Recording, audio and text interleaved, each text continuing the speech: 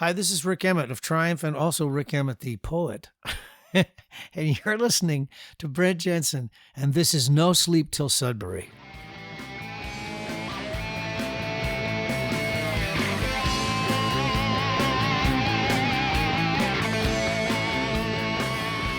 Hey, this is Brent Jensen, and you're listening to No Sleep Till Sudbury, the show where we talk about the music that makes your skin vibrate.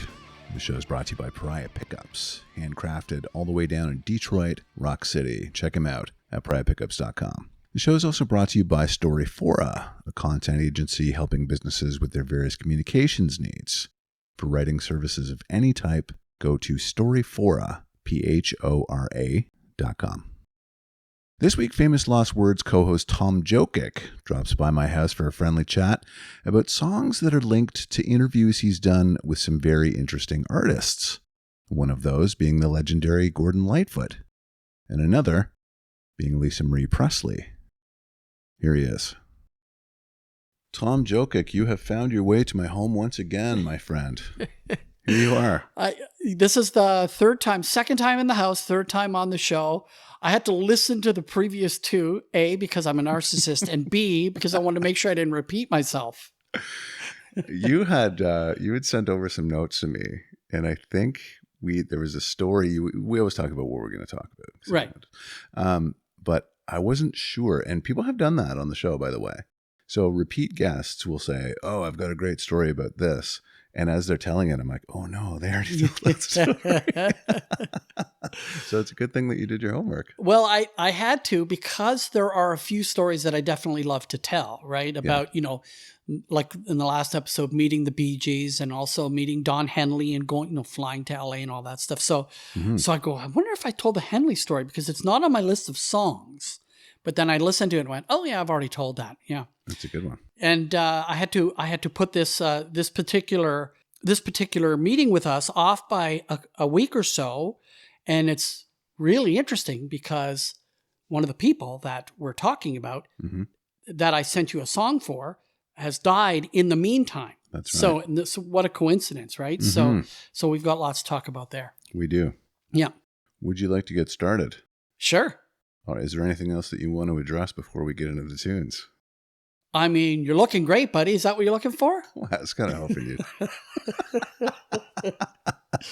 No, I mean, we've talked a little bit about the fact that, as you know, I'm a big fan of your podcast, and you've mentioned my podcast a little bit. And what this is, my 5 songs are based on artists that I've interviewed. So these are 5 songs based on moments that I've had, be they good or bad moments. Now, most of these are good. I also have an honorable mention for kind of a weird one.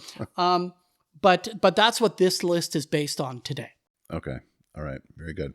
So I've got it here. It starts off with the person that we were just talking about, Gordon Lightfoot. Yes. So the Wreck of the Edmund Fitzgerald is the song that I've chosen for many reasons. Like I think that Gordon Lightfoot, since his passing a number of days ago, people have really spoken up about the impact of his music. And, in Canada, he was beloved by a whole whack of people. But you see now that he's passed, being on Twitter, being on Facebook, people from all over the world, and especially a lot of American musicians, are just like in grief because they were profoundly influenced by him. And this is one of those songs. I don't know if you saw on Facebook, but there's a line where he says in the song, he's talking about the Maritime Sailors Cathedral and the bells. The church bell chimes 29 times for each man on the Edmund Fitzgerald. And because of that song, he became quite close to the survivors of the sailors who died. Oh. The Edmund Fitzgerald wasn't like an 1800s event. It was like the year before he wrote the song. It had just happened. Right. And so these people were profoundly moved by his song and his tribute to them. And the really funny thing about it, or the interesting thing about it, is over the years, he's changed the lyrics to become more accurate. Over the years, he's made a number of changes in that song. So when they met recently to honor him, I think at the Maritime Center's Cathedral or some sort of church, they rang the bell 30 times because now he's gone instead of 29. So many people have kind of wrapped their arms around him and his music. And I love his sense of history in his music, but I also love the very, very personal songs that he wrote, whether it's The Circle is Small or Carefree Highway. Like Carefree Highway, I can listen to that and just be moved by the beauty of the song. And some of the lyrics are so direct that they hit you like right in the heart.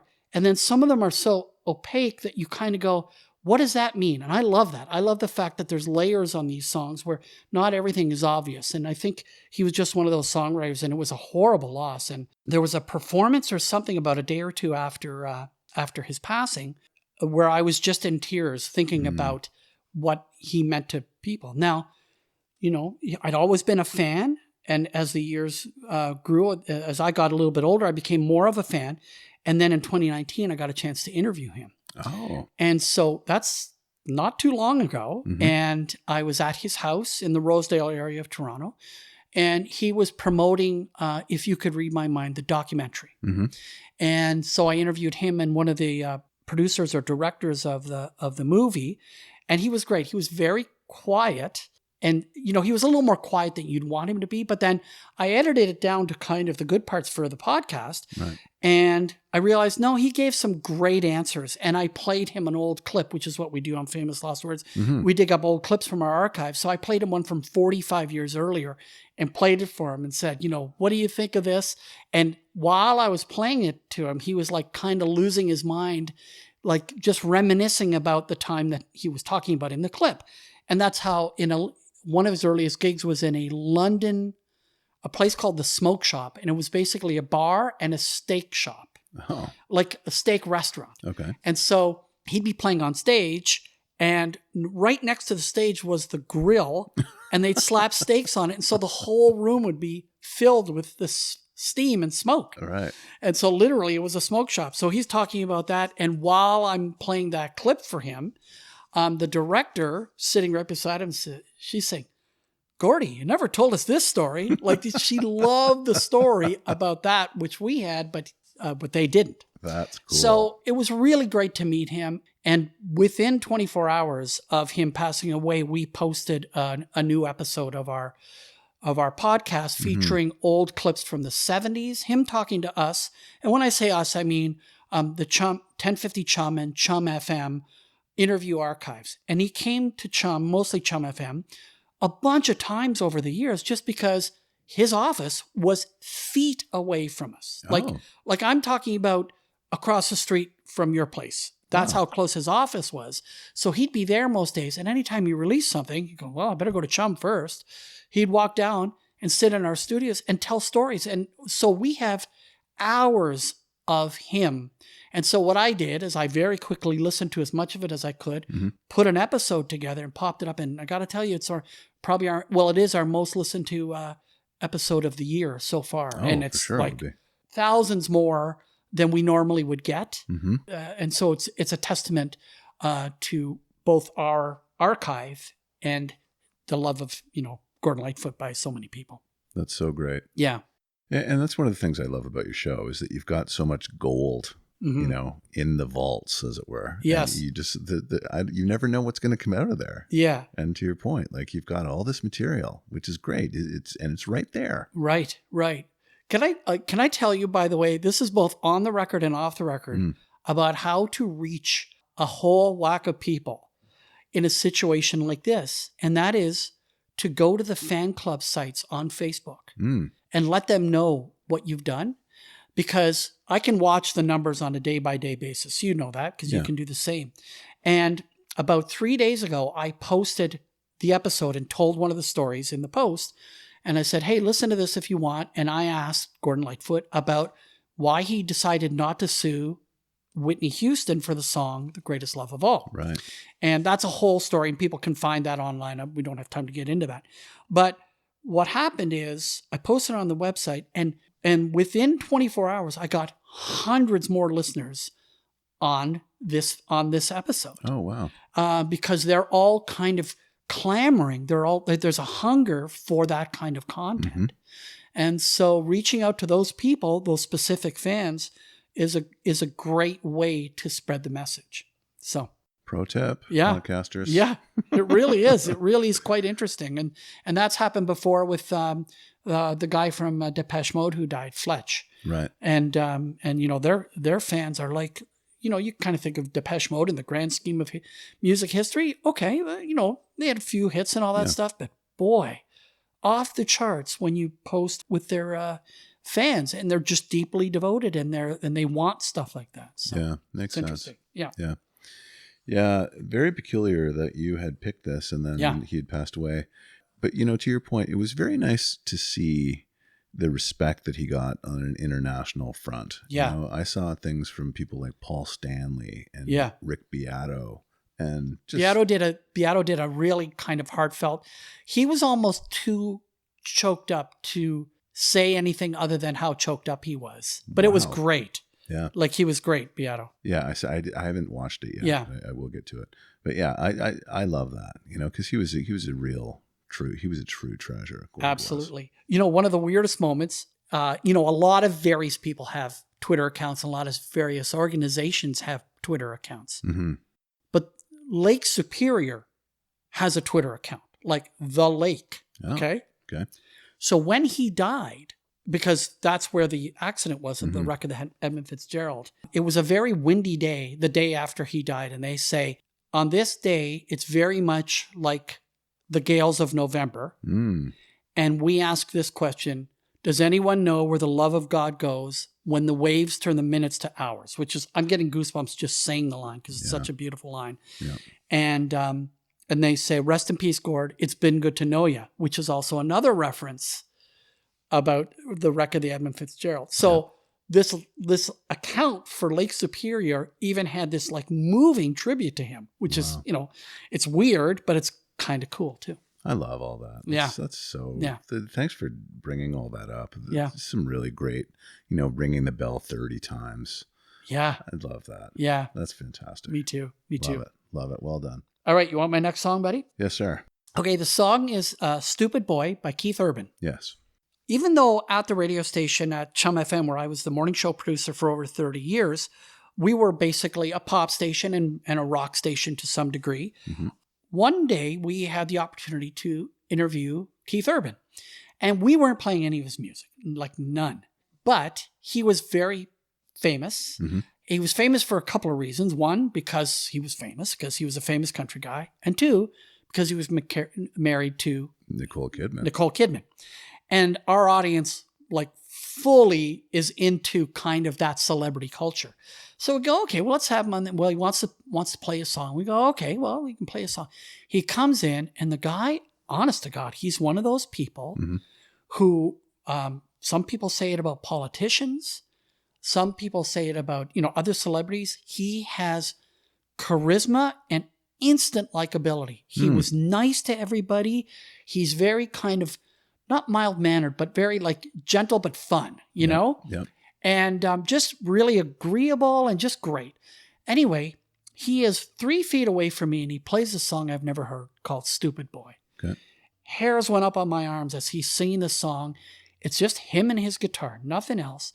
And I'm blown away by it. Of course, I become an instant fan. Yeah. Now, I like him, but I've never found a song as good as this one by him, right? Like, I love the guy, but this is it. Wow. And his performance on Chum FM that day of that song, and then the original performance from the album, is just amazing. I love the song, and it's very moving.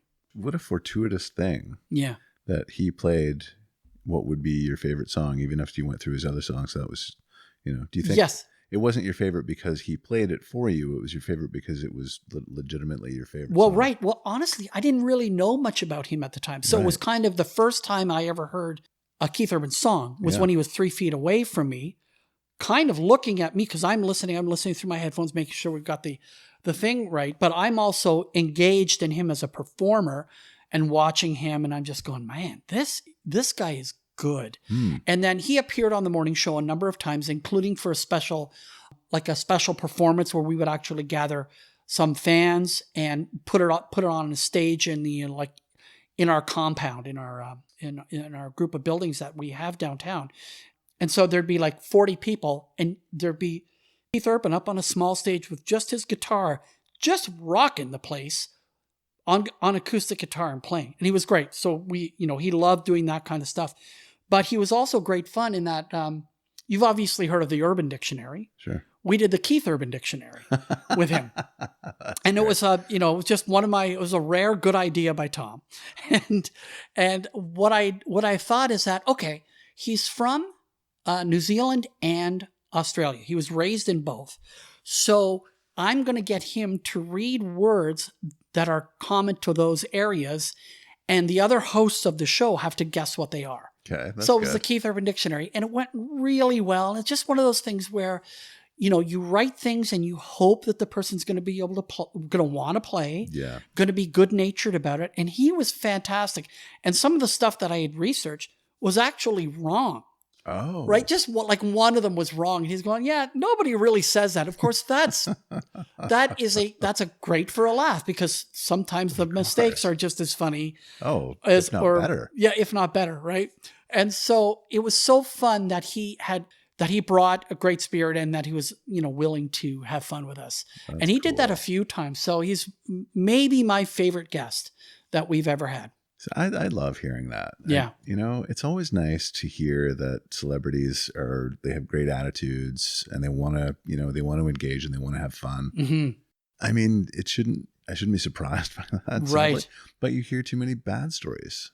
You really do. Do you know what I mean? But, for the most part, people have been pretty okay with things, but we're also kind of tentative in pitching ideas, right? Another person that you and I haven't talked about, but that came on the show, and I'm going, now, man, I'm not a fan of Michael Bolton, for God's sake. Seriously, Michael Bolton, he comes in, he was fantastic. He was hilarious. He was self-deprecating, which you kind of have to be when you're Michael Bolton, I think, right? You just have a sense of humor about yourself and your place. Yeah. And he's borne that out in subsequent years to show that he has a bit of a sense of humor about himself. And he was fantastic. We did a game with his name in it, and he nailed it. He that's awesome. Hit it out of the park. So that's one of those things where you want them to be able to play along. Okay, next one. I am not a huge Gino Vannelli fan. There's a couple really of songs. Cool, actually, Tom, before you go on, what's really cool about this? You basically you're automatic. I could just sit here and just jump in and say, okay, yeah, good. So I'm usually the guy who's like, okay, your next song is. Yeah. So I can just sit here with my arms behind my head and my feet up and say, all right, go ahead, Tom. Dude, I produced a morning radio show in Canada's #1 station for 30 years. I know when it's time to move on. I love it. Off you go, man. What do you got? So Gino Vannelli, I had a chance to interview him for the podcast. Mm-hmm. And I listened to a few of his songs, and there was a few songs that I absolutely love. I think People Gotta Move is a great song. Mm-hmm. And Black Cars is okay and all that. And there's a few other songs that I actually quite like. And so I go, you know what? I'm going to interview Gino. He's got a great story to tell. He sits down, and I'm planning on talking to him for 15 minutes, maybe 20. And I think we went on for 45. And he was so great. He brought one of his brothers. I can't remember if it was Joe or Ross, but he's very close with both of his brothers, who are instrumental, literally and figuratively, in his career. They play and produce a lot of his music. And this is I think this is 2019 as well, 2018 or 2019, right around the time that I interviewed Gordon Lightfoot. And so this is recent then. Right. Okay. And so him looking back on his career, and of course him promoting his new album. And so I give him lots of time to talk about that. And then I get to the quote unquote good stuff, right? To the stories. And so, Brent, I want to play you a clip of my favorite story and one of my very favorite moments of any interview I've ever done, where he gets his record deal. Okay? Yeah. By the way, the Herb that he's talking about in this clip is Herb Alpert. Okay. Very, very famous musician, mostly really popular in the 60s. Mm-hmm. Had a lot of instrumental hits with Herb Alpert and the Tijuana Brass. Right. Herb was famous for playing his trumpet. And if you know the dating game song, like, that, dude, I can do any song on the trumpet. That's so great. Without playing the trumpet. And he tells me the story about how he got his record deal with Herb Alpert of A&M Records. So let's have a listen to this. Yeah, roll it.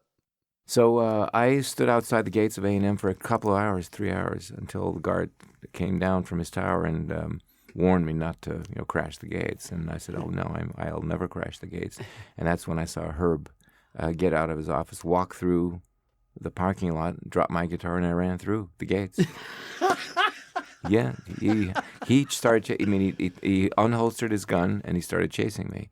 Because, he didn't know who I was. Right. A month before that, Lonnie Hall, Herb's wife, was nearly kidnapped. She was thrown into a car and managed to escape. So they probably thought this was round 2. I don't know. I did have that sort of look to myself, in those days. Who's this hirsute fellow? Yes, I know.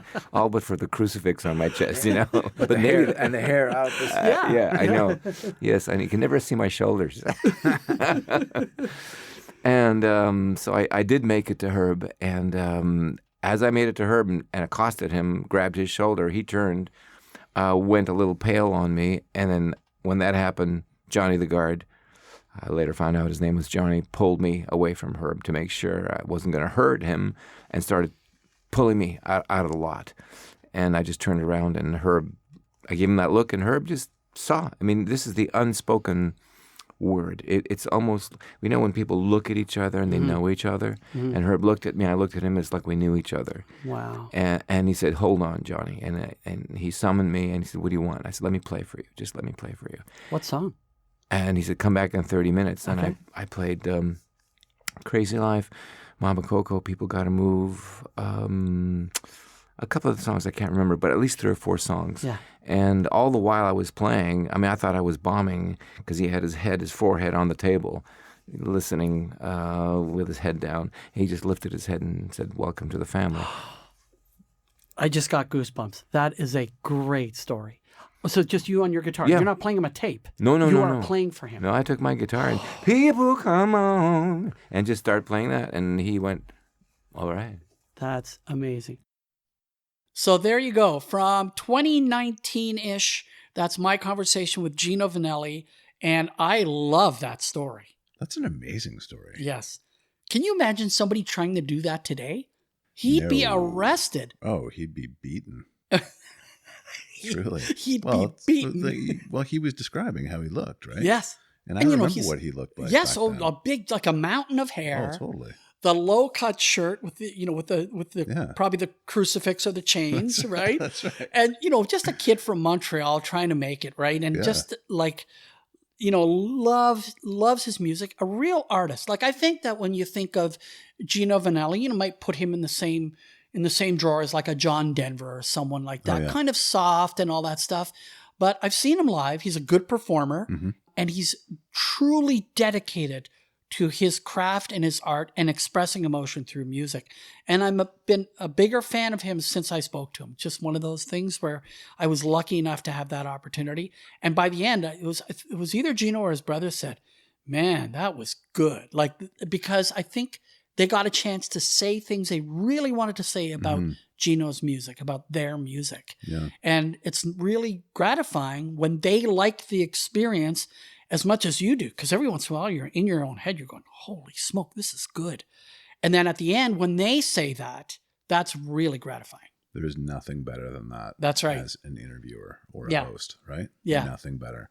Absolutely. Look, he sounds like a very easygoing guy. He sounds Yes. cool. Yeah. So And of course, I got a picture with him, posted it on Facebook, and everybody goes, "Oh yeah, same guy, slightly shorter hair, but that's definitely Gino Vannelli. He still looks like Gino." that's great. Okay, so the next song I chose is "That's All Right" by Elvis Presley. Yeah. No, I didn't interview Elvis Presley, in case you're wondering. And of course, choosing an Elvis Presley song is interesting because where do you start? But I started right at the very beginning. That's All Right. The moment when he kicks into That's All Right while he's just horsing around, while Sam Phillips is going, "Yeah, it's not working today. I don't know. I've heard this guy's good, but nothing's happening." And then he horses around, and then Sam Phillips says, "Whatever you're doing, keep doing that, and let's take that song from the top." That's a great story, by Right. the way. It's Yeah. a magical moment. And there's a number of books about this moment. There's a book called Last Train to Memphis by a guy named Peter Guralnick, the Elvis biographer, right? It's a 2-part series by him. I would highly recommend. And there's another book called The Man Who Invented Rock and Roll, and it's by the same author. His name is Peter Guralnick, but he's talking about Sam Phillips. Oh. So he does Elvis's story in 2 books, and he does Sam Phillips' story in 1 book. So he tells the story of that. So I didn't interview Elvis, but I interviewed Priscilla Presley and Lisa Marie Presley. Oh, wow. And so obviously, in light of Lisa Marie's recent passing, we played highlights of those interviews. Mm-hmm. Now, so both of them appeared on our morning show, the Roger, Rick, and Marilyn show, or Roger, Darren, and Marilyn, or whatever iteration of the show it was at the time.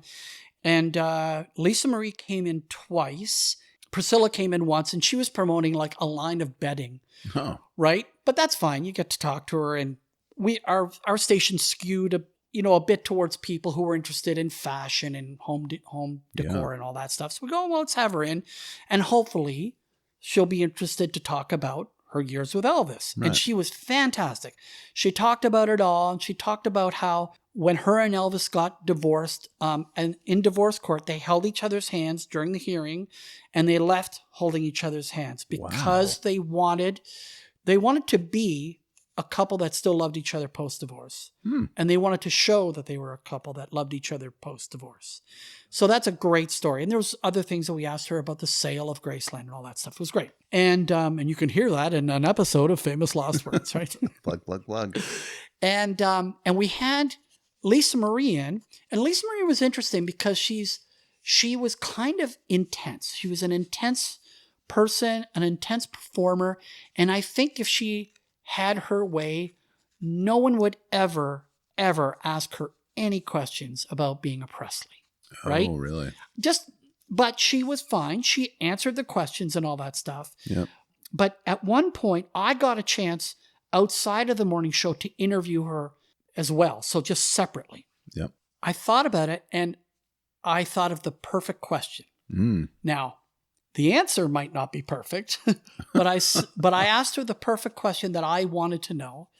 And I was very proud of answering it, even though I think it irritated her a little bit. Yeah. And in a way, well, I'll let you be the judge. So I asked Lisa Marie Presley, the daughter of Elvis, what would have had to have happened for your father to be alive today? Oh, God. And it's kind of a weird question to ask a person about their father who died young. He died at the age of 42. Potentially, maybe an interview ender as well. It could be. And first she went, oh, I don't know. And so that's not what you want. But she was kind of put off by it. And I said, okay. I understand. But do you think perhaps being surrounded by different people instead of the people that he was surrounded with, who enabled a lot of things, do you think that would have been a better choice? And she said, yeah, maybe. So I was proud that I had kind of the nuts to ask that question. Yeah. But, and I wasn't disappointed with the way it turned out. So, there's part of it that I'm not sure I would ask that question now. I think I'm a little bit more sensitive to a person, because this is a real person I'm talking about, and their real father. That's right. But it's something I wanted to know at the time. It was probably a good 20 years ago when I did it. I wasn't trying to score points, but I really wanted to know, because I've always been fascinated by Elvis, not only his career, but what fame did to him. Right. And I do think that if he had surrounded his people with people who really cared and weren't on the payroll. Colonel Tom Parker. Well, yeah, sure. But not even that, the people who are directly around. But you know what? You're right. Colonel Tom as well. Right. That his life would have been different, and he might still be around today. Oh, Parker ran him ragged. I did an episode on that. Dedicated it to how he was put through the machine, the poor guy. Yeah. For profit, for the sake of profit. Yeah. That's what I thought you were talking about. No, I'm talking about the Memphis Mafia. Okay. I'm talking about all those guys, those 5 or 6 or 8 guys that were around him at all times. Right. Who just did everything he wanted. Yeah. And they were, in a sense, like a security blanket around him. And I understand that because he was Elvis and everybody wanted something from him. But he didn't realize that some of the people who wanted something for him were those people, right? And he kind of had to have them on the payroll, or they couldn't make a living. But you needed people who were independent of him saying, Elvis, like what you're doing right now, you've got too many health problems, right? You're not looking after yourself. And he didn't know that because he was mixed up in a haze of a whole bunch of things, right? God, yeah. Including, I think he was very traumatized by everything that happened to him, and including the stuff that you said, like you say, was by Colonel Tom.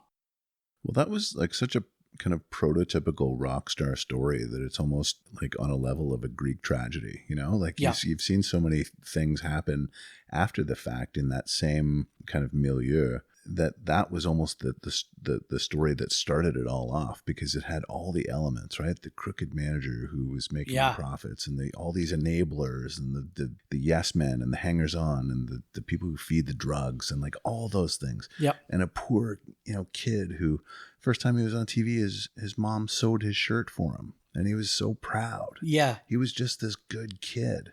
Right. And he died at the hands of these people. Yeah. It's just such a tragedy. And he died at the age of 42. Like, think about that. We lost John Lennon at 40, Elvis Presley at 42, Kurt Cobain at 27, Janis Joplin, same age, Jimi Hendrix, same age. Yeah. And, like Gordon Lightfoot, thank God we got 84 years out of him. Imagine these other people if they had had a chance to live to the age of 84. Oh, and just, just for their own lives, how hopefully they would have been better, and they wouldn't have been as traumatized as Joplin. Geez, we could talk for an hour about Joplin. Oh God, yeah. And her story. Anyway, so interviewing and meeting both Lisa Marie and Priscilla was a real honor and a thrill. And I don't know if I come out looking too good in that story about the question that I asked, but I definitely asked it, and she answered it, and I think she kind of agreed with me when we kind of dug a little deeper there. Mm-hmm. Yeah. Yeah. All right. My last song is Together Again by Janet Jackson. Okay. Yes. Great song, by the way. Great pop song. It's about a friend who has passed away, and I think it's about a friend who has passed away of AIDS, and her saying, we'll be together again someday, kind of thing. Yep. So the message is fantastic, and she raised a lot of money for AIDS research with that song. And the reason why I chose Janet Jackson is we interviewed her about 6 weeks after Nipplegate. Justin Timberlake, yeah. Right. And so this is 2004. She had just done the Super Bowl and was not talking about it, right? And we had her for, I think, an hour on our morning show from about 8 a.m. to about 9 a.m. We talked to her, and she's very quiet, like timid, quiet, and all that stuff. But we started to get some good stories out of her.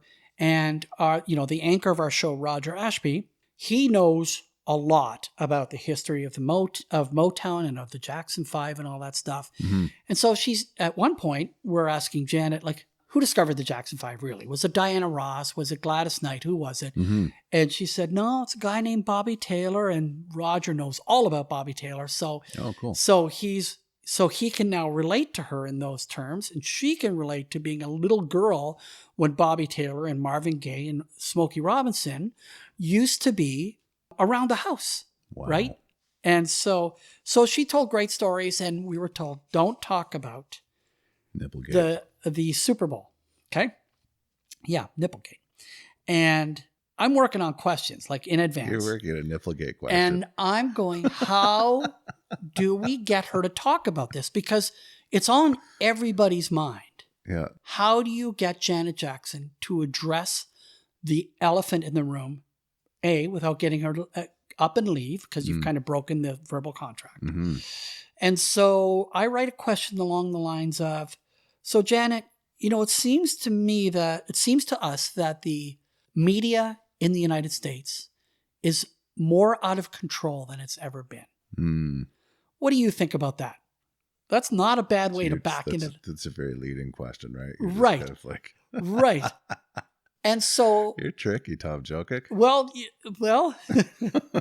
at least I wasn't mean like I was with poor Lisa Marie. The more I tell that story, the more embarrassed I am by it. I was like, that's potentially an offensive question. Yes. Yes. Anyway, so we ask her that, and then she starts to answer it, and she said, I have to tell you, after the Super Bowl, she said, which I don't really talk about, but the weirdest thing happened in that by the time I got home after the Super Bowl, there was this massive power failure in my house. So I didn't have TV for 2 days. So I was protected from most of the things that were being said. What a weird happenstance that Right. is. Wow. Or maybe her manager just said, yeah, let's just pull the cable out. It's possible. But anyway, so that's that story. So we actually got her to talk about it. In a way, we didn't talk about, the moment when it happened. Like, there was just no way we were going to be able to do that. Mm-hmm. But we also have a responsibility to address an issue that the bulk of our audience remembers from just a few days ago, essentially, and to at least ask her respectfully. And I think we did, and she answered it. And because this was at the end of the hour and we'd had a great time with her and she'd had a great time with us, that she was comfortable enough to say it. And she thanked us at the end. She said, thanks for making me feel comfortable. Oh, good. So there you go. Good for you. I'm not sure if Lisa Marie Presley thanked me at the end of the called you a bully and ran out of the room. Oh my God. I now feel terrible about this. Terrible. Anyway, okay, before we wrap things up, can I tell you my weirdest interview moment? Absolutely, you can. I think it's about 2005 or so. I'm interviewing Meatloaf. Okay. He's about to interview, or he's about to release Bat Out of Hell 3. I can't remember what the subtitle is. The Bat is Loose or something like that. Mm-hmm. And I'm interviewing him, and he's okay. Like, he can be kind of cranky, but he can be quite funny, and he's really emotional about talking about him and his career and the people around him and the critics and his fans and all that stuff. And it was fine. It was a pretty good interview. Anyway, this is kind of early on in my experience with having a cell phone. Okay. I didn't shut it off. Oh. And it rings and it interrupts him in the middle of the thing. Uh-oh. So he goes, let me get that. So he grabs my phone and answers it, and it's my then wife. Oh. And he answers the phone and he goes, hi, we're in the middle of an interview. Who is this? Poor Cheryl didn't know what the hell was going on. Right. And I'm yelling across the room, Cheryl, you're talking to Meatloaf. And I know that she liked Bat Out of Hell because she had a copy of the album. And so she's going, hi, Mr. Loaf, like Mr. not, Loaf. not quite knowing what's going on really. And then basically Meatloaf takes a message that I have to pick up a few things on the way home. And it's pretty simple. It's pretty silly. But he's answering my phone, which I didn't want to go off. Right. And he's pretty good-natured about it. And it's just one of those moments where you feel like an idiot. Yeah. But yeah, it was fine. I did that with Tara Sloan, and I never do this. I was right. And this is maybe 4 years ago. And so we're sitting the same way that you and I are now, face to face, and it buzzes. And she stops talking. She looks at me and she goes, "Rookie." I love Tara, by the way. She's fantastic. I follow her on Twitter. I'm a big fan. Me too. Big fan of the way she treats with a lot of the people who are not very kind to her and other women who make what shouldn't be a risk, but take a risk by being on a social media site and who are willing to speak their minds. Oh, and she does. Yeah. Yeah, which I fully respect and admire. I love it. She's real deal. She's a fantastic person. Yeah. Yeah. Excellent. Yeah. So there you go, buddy. Good man. Those are my stories. Some of them make me look good. Some of them don't. Well, you're a man of journalistic integrity then, Tom. Sure. Or just an ass. Either way, it's great to have you here. Thanks, Brent. That was great. All right. This has been No Sleep Till Sudbury with Brent Jensen and my very special guest, Mr. Tom Jokic. Thanks, Brent. All right, man. Until next time. Take good care, folks. Brent Jensen is the best-selling author of No Sleep Till Sudbury, Leftover People, and All My Favorite People Are Broken. All titles available in stores and on Amazon worldwide.